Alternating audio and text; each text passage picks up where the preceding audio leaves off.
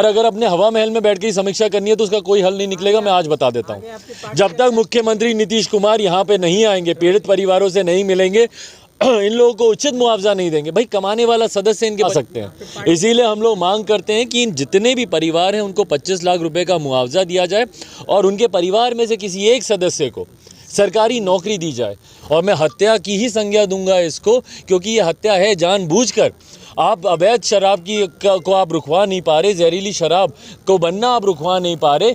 हम लोग यहाँ की सांसद को चुप होने थे, आज वो दूसरे के साथ चली गई, इस पर क्या कहना है? भाई धोखा तो उन्होंने हमारे साथ भी किया है, जो सांसद यहाँ की हैं, धोखा तो अब ये तो है ही कि भाई धोखा तो हमारे साथ भी करके गई हैं। सब्सक्राइब करें हमारा चैनल प्रकाश न्यूज़ लाइव और दबाएं बेल आइकन हमारे वीडियो सबसे पहले देखने के लिए। देखना शुरू कर दिए हैं प्रकाश न्यूज़ लाइव। आपको बता दें कि जहरीली कांड में 5 लोगों की, अभी तक 6 लोगों की मौत हो चुकी है, जिसके बाद यहाँ पर कांटी क्षेत्र के मानिकपुर नवरत्न पंचायत के सिरसिया और बरियारपुर के लोग थे। वहाँ पर कुछ दिन पहले पप्पू यादव आए थे। उसके बाद आज चिराग पासवान रात्रि के 6 बजे के करीब में यहाँ पे पहुँचे हैं और पीड़ित परिवार से मिल रहे हैं और सांत्वना दे रहे हैं।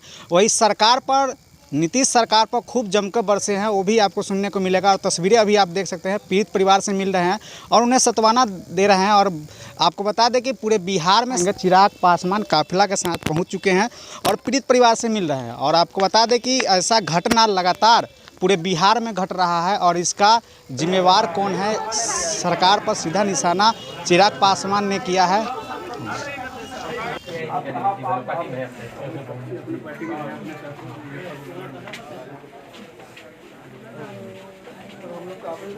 परिवार से मिलेंगे नहीं जब तक आप जानेंगे नहीं कि भैया समस्या क्या है, आप उसका समाधान कैसे करेंगे। एक परिवार से नहीं मिले, बस उनके जो 2-3 अधिकारी हैं उनको जो वो खबर दे रहे हैं बस वो वही खबर को अपना सही मानते हैं। और ये पिछले 2016 से, जब से शराबबंदी कानून, भाई हम लोग पक्षधर हैं कि शराबबंदी हो यहाँ पर इस तरीके से शराबबंदी, जहाँ पर जिन महिलाओं के सुख के लिए आपने शराबबंदी कानून आप लेकर आए थे, उन महिलाओं की आंखों में आज आंसू है, वो लोग आज रो रही हैं। क्या इसलिए आपने शराबबंदी कानून आप लेकर आए थे? आपने जो तस्कर आपने पैदा कर दिए हैं, जो तस्करी हो रही है, जब तक आप उनको नहीं पकड़ेंगे। और क्या ये संभव है कि भैया शासन प्रशासन को इस बात की जानकारी नहीं हो? उनकी नाक के नीचे ये अवैध धंधा चल रहा है।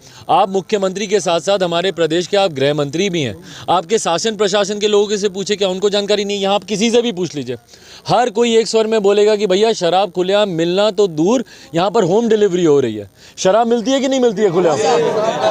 तो जब ये हर एक आम बिहारी को अगर ये बात पता है तो मुख्यमंत्री नीतीश कुमार जी को ये बात कैसे नहीं पता? संभव ही नहीं है।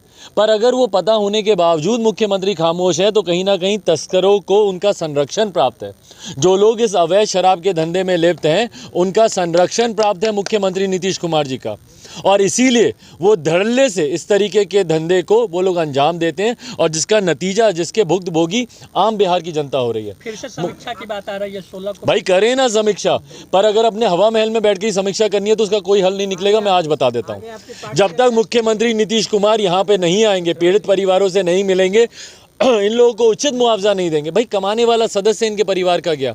मैं सुबह बेतिया में था, वहाँ पे मैं गया, 2 बच्चों की शादी होनी थी, पिता का निधन हो गया, कौन करेगा बच्चों की शादी? चलिए मैं थोड़ा सा सामर्थ्य हूँ, सक्षम हूँ, मैंने उन दोनों बच्चियों की शादी का जिम्मा उठाया। वहाँ पर छोटे छोटे बच्चे थे जिनको स्कूल में एडमिशन करवाना था, वो जिम्मा मैंने उठाया। पर भाई मेरी भी अपनी सीमाएं हैं।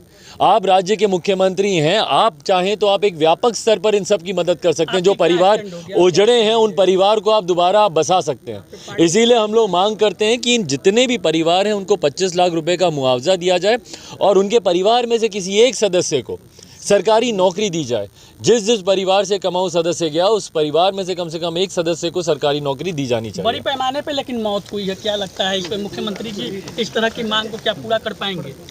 भाई नहीं करेंगे तो अपने आप उनका व्यक्तित्व दिखेगा कि आपने बिहार की जनता को सिर्फ मरने के लिए छोड़ रखा है। जब चुनाव होते हैं तब तो आप मुंह उठा के आते हैं वोट मांगने, आज जब ये परिवार दुख में है तो आप आएंगे नहीं इनसे मिलने।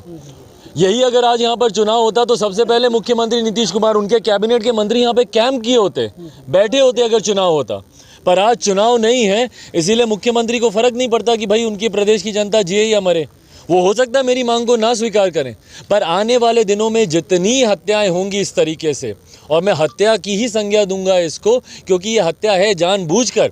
आप अवैध शराब को आप रुकवा नहीं पा रहे, जहरीली शराब को बनना आप रुकवा नहीं पा रहे, और आपके जानते बूझते जहरीली शराब की बिक्री यहाँ पर हो रही है, तो ये आप जानबूझकर लोगों की हत्या करवा रहे हैं। जितनी हत्या होगी इसके जिम्मेदार मुख्यमंत्री नीतीश कुमार होंगे। आपके द्वारा क्या कुछ मदद की जाएगी उन लोगों को? भाई जैसा मैंने कहा, जहाँ पर शादी है वो खर्चा मैं उठा रहा हूँ, जहाँ पे बच्चों का एडमिशन है या पढ़ाई है वो खर्चा मैं उठा रहा हूँ। एक व्यक्ति हैं जिनके आँख की रोशनी चली गई थी, उनका इलाज मैंने एम्स में कराने की मैंने बात की है।